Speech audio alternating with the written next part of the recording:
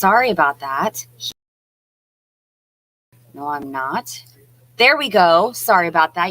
We control this here. We meaning I do.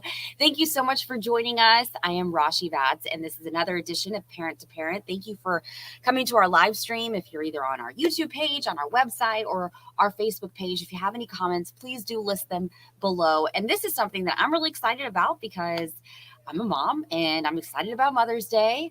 And I hope that I get, just a good hug and maybe 10 minutes of alone time because you all know that I'm kind of in the thick of the whole toddler stage, a 3-year-old and a 6-year-old. And it's definitely very fulfilling. Heart is full, but it's a lot of work. So just even like getting little cards from them, like the handmade card thing.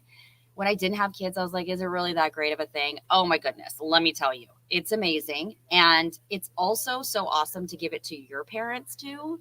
So it's like this cheap, wonderful way. It'll make everybody's day. I mean, I go to we have these like craft stores where you can do the little ceramic thing, mugs, all those things. I mean, my son's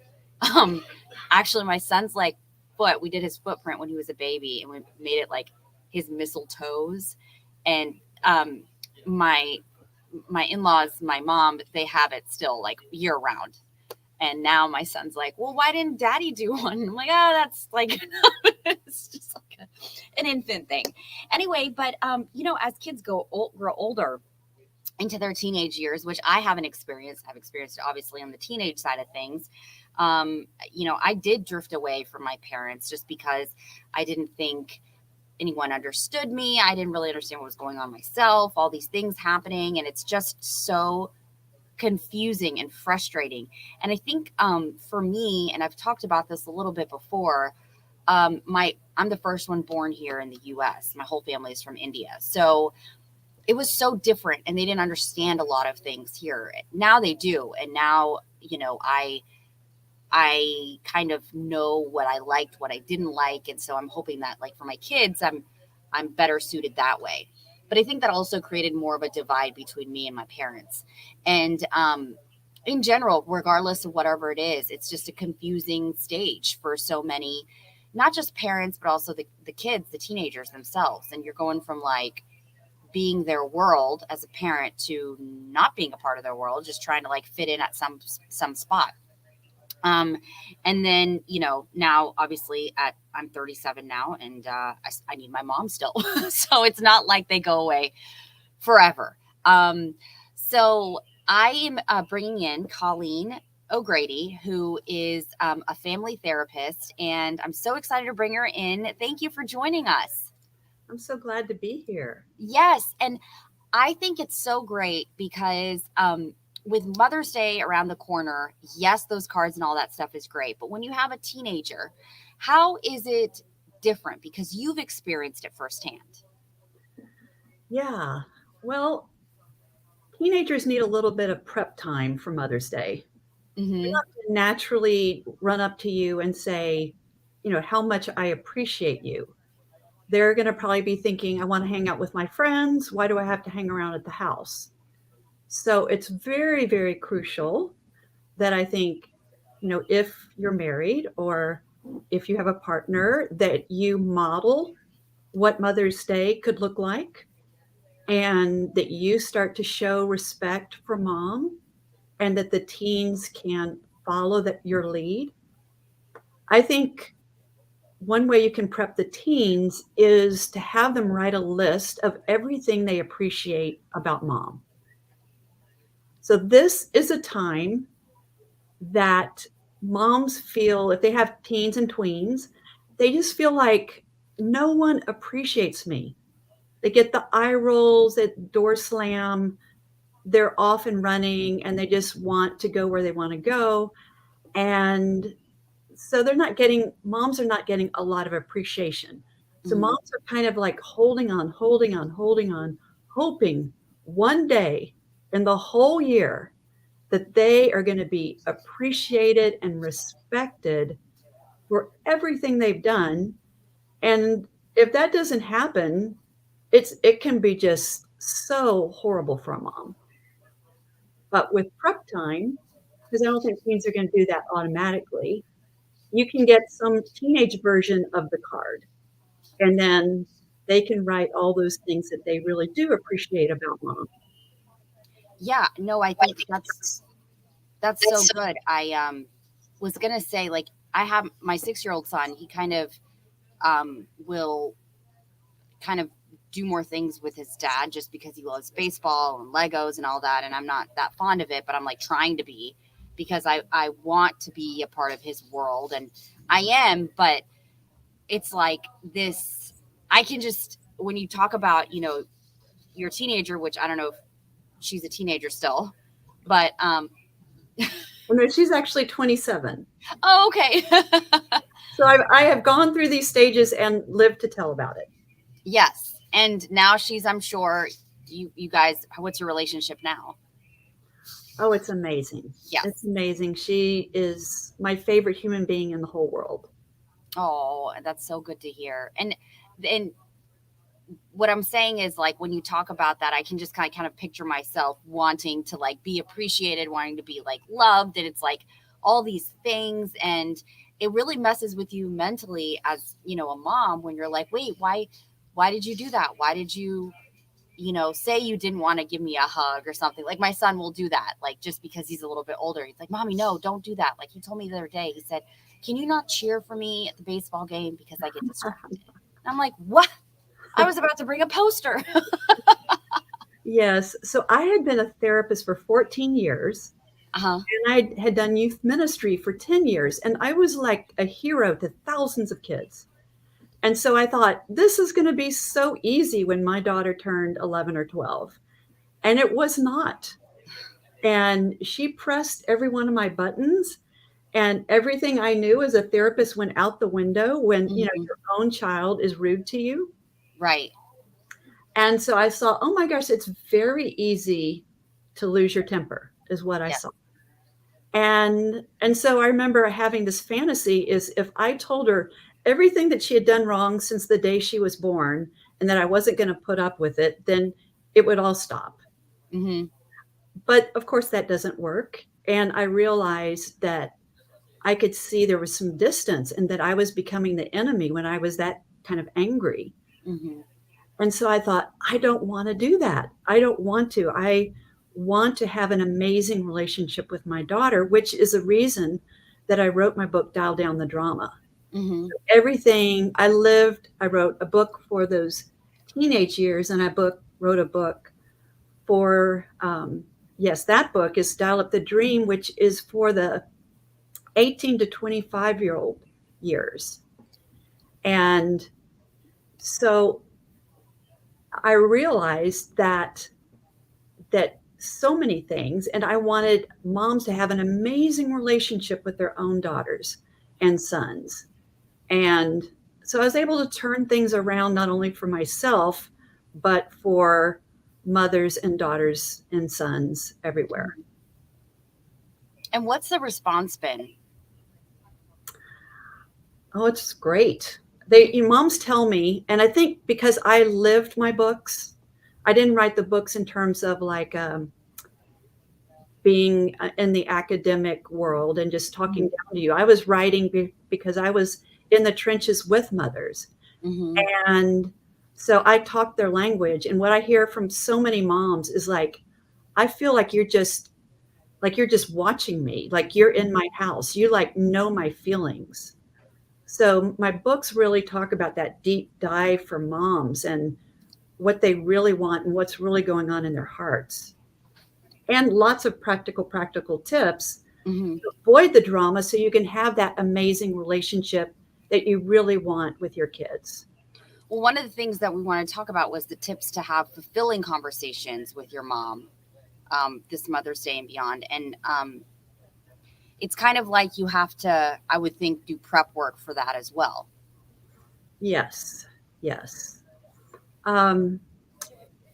So to have fulfilling conversation with your mom, well, actually it starts with moms often in those earlier years. And so what I tell moms is that, and you may know this a little bit, is that moms were really busy. And so we can fall into the trap of being a 24/7 monitor where we're just saying, you need to get up, you need to give me your phone, you need to eat your breakfast, you need to do your homework. And so because we're busy, it seems like that's the only conversation we have with them. And so, like, if you and I went to lunch and that's all I did to you, you would want to avoid me because it's annoying to be told what to do all the time. Yet we have to manage our kids. So I coach moms how to spend like 15 minutes a day where you're just up to nothing except enjoying your kids and being present to them and building a positive experience. You're not trying to change them, you're not trying to monitor them, and we can all do that for 15, 20 minutes a day because we want to have a positive experience with our teens every single day, or I would say with our kids. And for busy moms, that takes intention. So if we set that goal, then it's going to be a lot easier for our kids to come up to us on things like Mother's Day. I now, definitely. They will always need prep on the appreciation things, but they can do it. Yes. I don't necessarily have those 15 minutes because I get them ready for school in the morning and then, I work in the evening. So by the time that they are back from school, I'm not there. And then they're sleeping when I come home. But what I have done, because at first that was like really bothering me, is that the weekends are usually almost always dedicated to them and being super present. So even for moms or dads out there that are listening and may not have the 15 minutes, I mean, that's an ideal thing to have is, on a daily basis.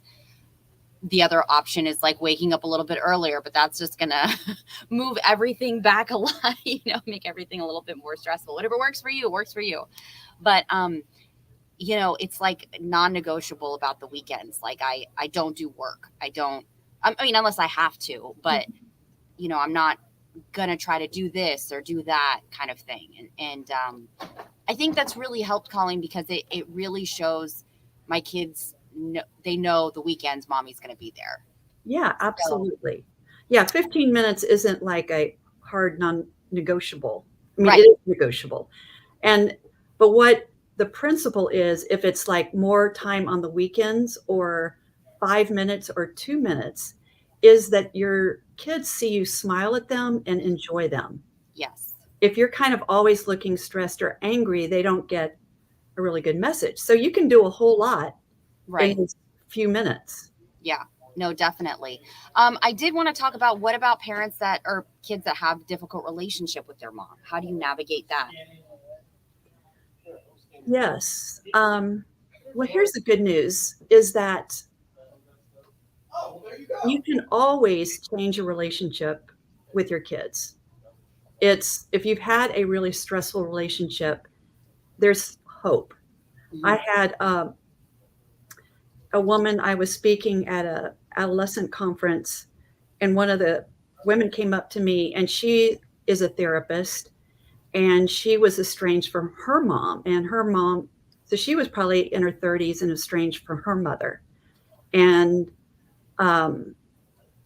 so I'm sorry, she was estranged from her daughter. And so her daughter didn't want to talk to her. And I said, well, just tell her that you are learning some things and that you want to share everything that you've learned and that you want to take some ownership for what you've done in this relationship. And her daughter called her right back. They talked, and they're going to see each other. So I think if you have a difficult relationship with your mother or with your child, just even owning like a 1% of what you've done and saying you're sorry can bring the wall down. You may not want to apologize for 100%. Yeah, 13. But you could say something like, I was a little harsh yesterday and I was stressed and I'm sorry about how I talked to you. Something little can bring the wall down. Definitely. I see that a lot with, again, just like my son, he gets anxious a lot, and so and he can kind of spiral into just getting frustrated and just kind of not getting out of his own way. And I see that because I've dealt with anxiety for so long, and I can see that. And then I just will just give him a hug, Yeah. be like, it's okay. But I think that could happen at any age. Like, Oh, for sure. I remember my mom just giving me a hug and telling me it's going to be okay. And I'm like, okay, well, it's just kind of like, all right, weapons are down. We are just, like we're good. It's going to be just fine. So that is such good advice there. I do want to also talk about the 3 ways to give your mom what she really wants this Mother's Day, which is the whole reason for this conversation. Yes, And yes. I know you gave some tips here. So tell me about these. Yes. So if you have kids in the home, and if you're a mom, if you have kids in the home, you want to, let's say that dad is reading this right now, and you want to ask mom what she really wants for Mother's Day, and you want to listen to it because one husband said, or one wife said that she really wanted the husband to clean the garage, and he laughed about it, but she was serious. She really wanted her garage cleaned for Mother's Day. Mm-hmm. So moms all want different things, and it depends on really kind of the ages of your kids. So Mm-hmm. if you have little ones, moms probably, like you have little ones. So moms probably want some time alone or some rest or a day off. But you want to ask and listen. So because it could be very, very different. It Mm-hmm. could be, you want to have a meal with everyone in your family. You want some time alone. You want appreciation. You want service. So it could be many, many things. Like if you have, I think moms of teens and tweens, like we talked about before, really do want appreciation. Yes. That's a main thing. And I think moms also want thoughtfulness. So they do not like last minute. Mm-hmm. You know, Don't Amazon anything, guys. or even, running to the grocery store, picking up a card and wilted roses and the card's still wet. Yes. Yes. Yeah. So moms don't like last minute. They want thoughtfulness because moms are thoughtful and that's Mm-hmm. what they appreciate. So also I was on a radio show and the host asked me, okay, so like my wife is my wife and she's not my mother. Do I get her something for Mother's Day? And we're like, yes. I know.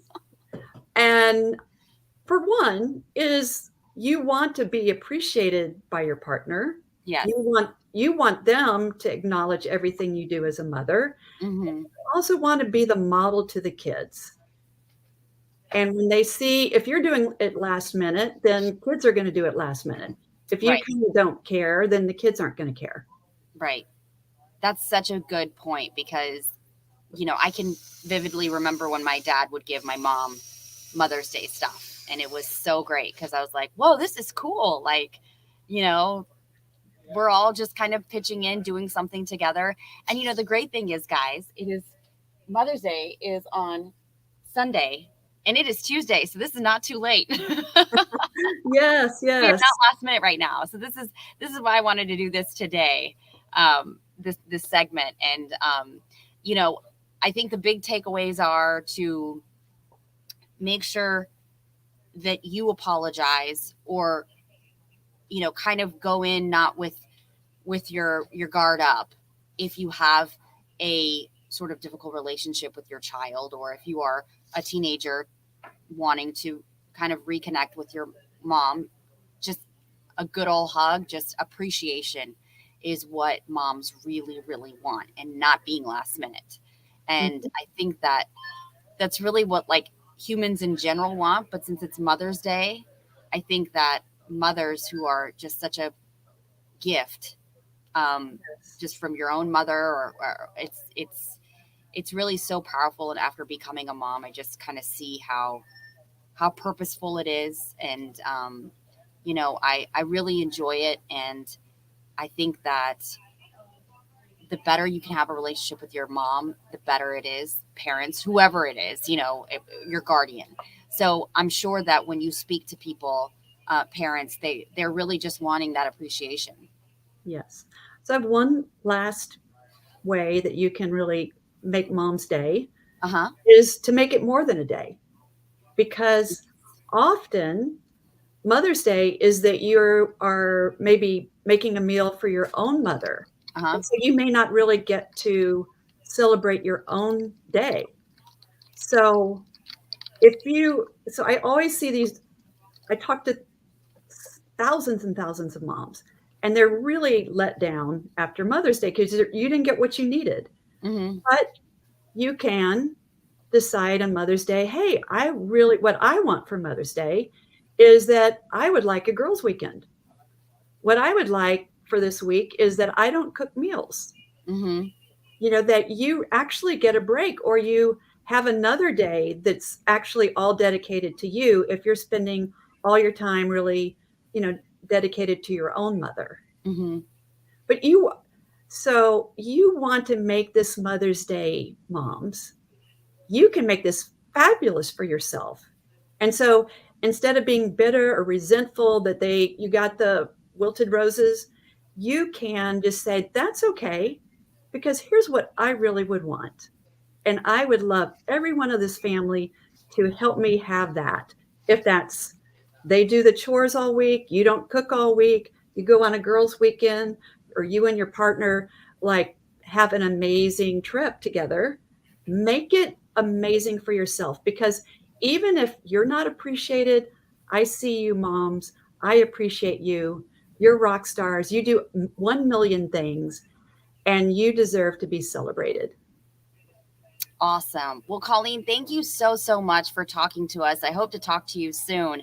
It just gives such a great perspective on, instead of the card, which we're all grateful for, to add more meaning to it.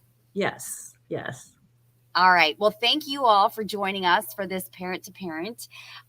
We will have another topic come next week, but I really do hope that all you mothers or father figures who are doing double duty have a wonderful, wonderful day, and maybe even make it a week or a month of celebrating the mother or father doing the double duty. All right. We'll see.